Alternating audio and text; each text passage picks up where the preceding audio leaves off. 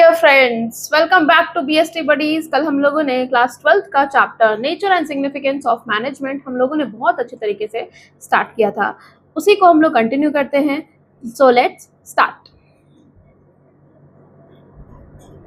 तो आज हम लोग को पढ़ना है इंपॉर्टेंस ऑफ मैनेजमेंट। कल मैंने आप लोग को बताया था कि मैनेजमेंट जो है हर जगह होता है, even school, club, college, hospital, हर जगह है ना। मैनेजमेंट का मैंने कल डेफिनेशन भी बताया था कि मैनेजमेंट एक ऐसी प्रोसेस है जहाँ पे चीज़ें को कराया जाता है ना, with the aim of effectively and efficiently. ठीक है, तो आइए हम लोग उसको समझते हैं कि आखिर ये ज़रूरी क्यों है।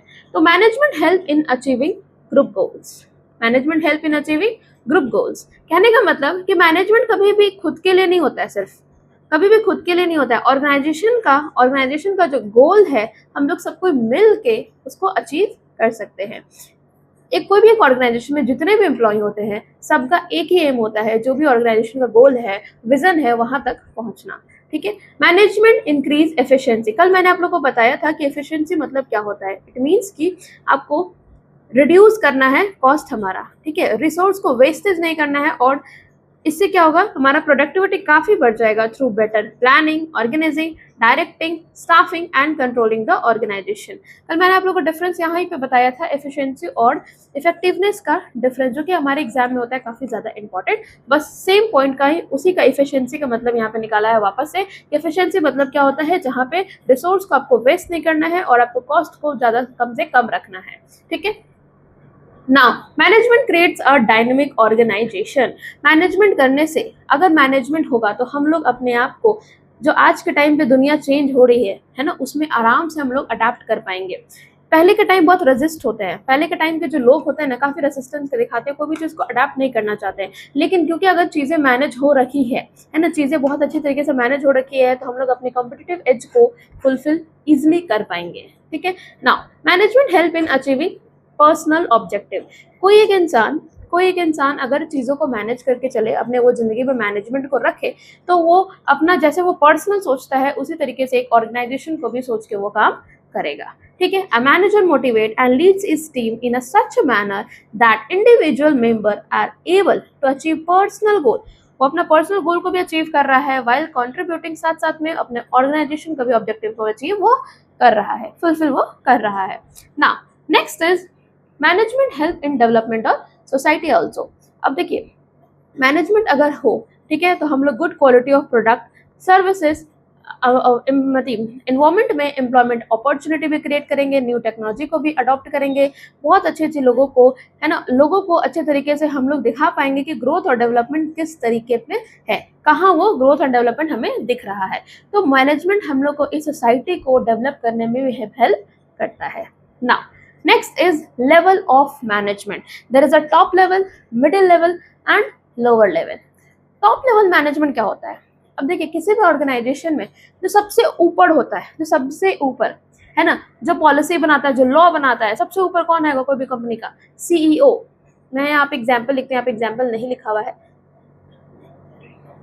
मैं व्हाइट कलर चूज करती हूँ, मैं उससे लिखती हूँ।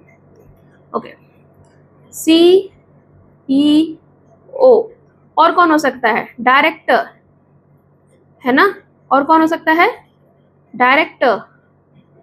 ठीक है, बोर्ड ऑफ डायरेक्टर और general manager,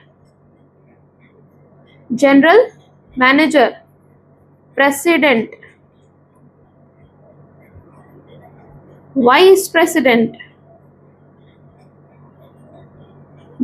president, vice president, manager. ठीक है, उसके बाद सीएफओ, चीफ फाइनेंशियल ऑफिसर, है ना, चीफ फाइनेंशियल ऑफिसर। ये सारे लोग जो हमारे कौन आते हैं? टॉप मैनेजमेंट में आते हैं। ठीक है, now next is middle management. Middle management ना बहुत आसान है। मिडिल मैनेजमेंट में जितने भी लोग हमारे डिपार्टमेंट के हैं, वो सारे लोग आते हैं, जैसे कि परचेज मैनेजर,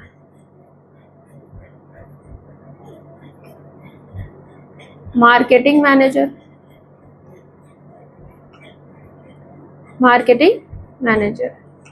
ठीक है, sales manager,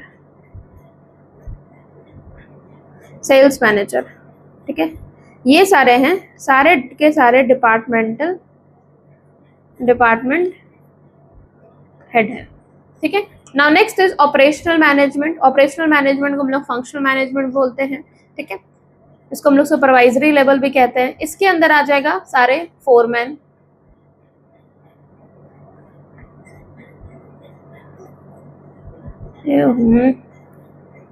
late me take eraser first.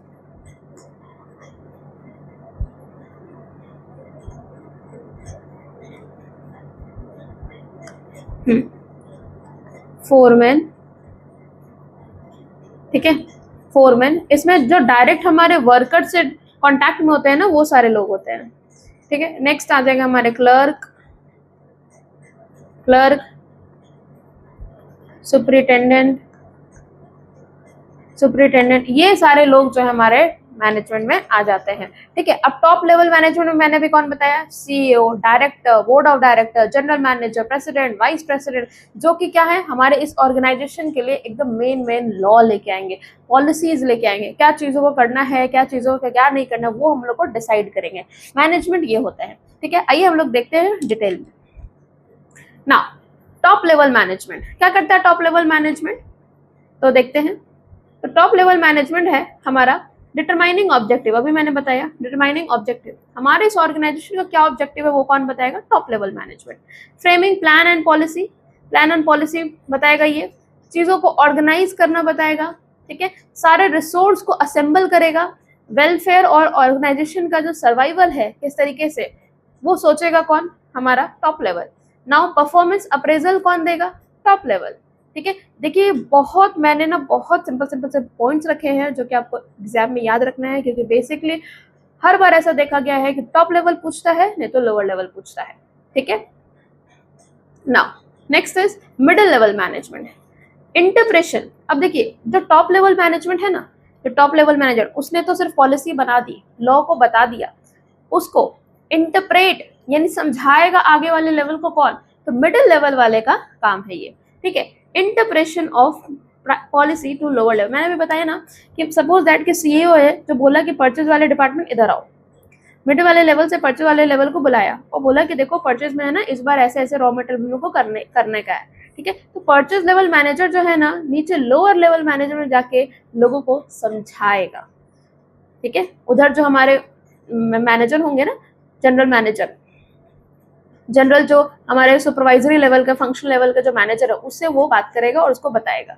ठीक है, तो इसका काम है इंटरप्रेट करना, चीजों को समझाना। Interpretation of policy to low level, organization activity of department, चीजों को ऑर्गेनाइज कौन करेगा? तो हमारा limited level management. Recruitment and selection of employee, अगर लोगों को चाहिए कि हाँ मार्केटिंग में और चाहिए, लोगों परचेज में चाहिए, सेल्स में चाहिए, किसी भी चीज में एडवर्टीजमेंट में चाहिए, तो ये रिक्रूट भी करने का काम कौन करेगा? Middle level language, middle level management. Now motivating people to perform their best. ठीक है, लोगों को मोटिवेट करना, अच्छा परफॉर्म करना, ये भी कौन करेगा? Middle level management. Control to and instructing employee, ये भी कौन करेगा? Middle level. Now next is supervisory lower level, जो सबसे नीचे होगा, जो वर्कर के साथ काम करेगा, जो सबसे क्लोज होगा वर्कर के साथ, यानी कि वर्कर जो ग्रीवेंसेस है उसको रिप्रेजेंट कौन करेगा? एग्जैक्टली कस्टमर को कौन चाहिए, कस्टमर को क्या चाहिए, टेस्ट एंड प्रेफरेंस क्या चाहिए, वो लोअर लेवल वाले लोग जो बहुत अच्छे तरीके से जान सकते हैं, तो उनके पास ये आइडिया होता है, क्योंकि रोज डेली टू डेली वो वहाँ पे मीट कर रहे हैं, वो उनसे बात कर रहे हैं, उनको पता चल रहा है कि क्या प्रॉब्लम है।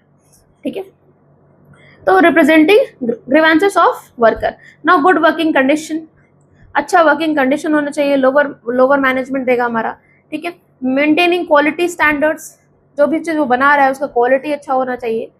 Boosting the moral of worker, मैंने भी बोला ना कि लोअर लेवल मैनेजमेंट में वो सारे लोग हैं जो एकदम एम्प्लॉय, जो इन फैक्ट्री के हमारे वर्कर से जुड़े हुए हैं, तो हमारे वर्कर का मोरल को बूस्ट करना, उसका सेफ्टी का ध्यान रखना, ये सब किसका काम होता है? Lower level management. So thank you so much guys, आज के लिए इतना ही। हम लोगों ने बहुत अच्छे तरीके से देखा, इंपॉर्टेंट देखा और तीन लोगों को देखा, तीनों लेवल देखा, top level, middle level, lower level.